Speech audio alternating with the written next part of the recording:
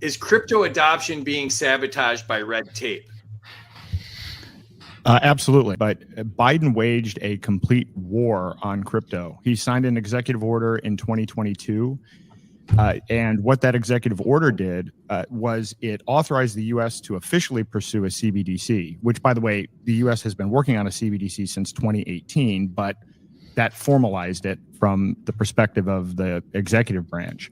But it also authorized a complete crackdown on crypto by all branches of the federal government. So the Treasury Department, the IRS, the SEC.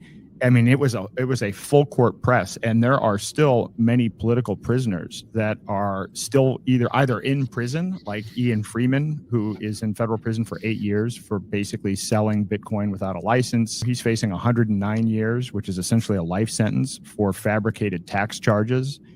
Roman Storm, who's currently in New York, and he is facing up to 45 years in prison. His trial started last week, and essentially for developing code that protects people's privacy. Most people in crypto have been debanked at one point or another. Congress has passed a number of laws, starting in 1970 with something called the Bank Secrecy Act, and then we have the Patriot Act, and we have the CARES Act, and all this other legislation, where now there's know your customer, anti-money laundering laws. So you have to fill out all this paperwork when you set up a bank account. Now you have to provide your ID. And so Congress has made this incredibly difficult in general. And there's all this tracking that's going on with the dollar. And then all of that is now being applied to cryptocurrency as well. So the red tape is a real issue. If you want it to be an issue, my approach is use privacy coins and just kind of ignore it. But if you're trying to, work through the proper channels, it's incredibly difficult to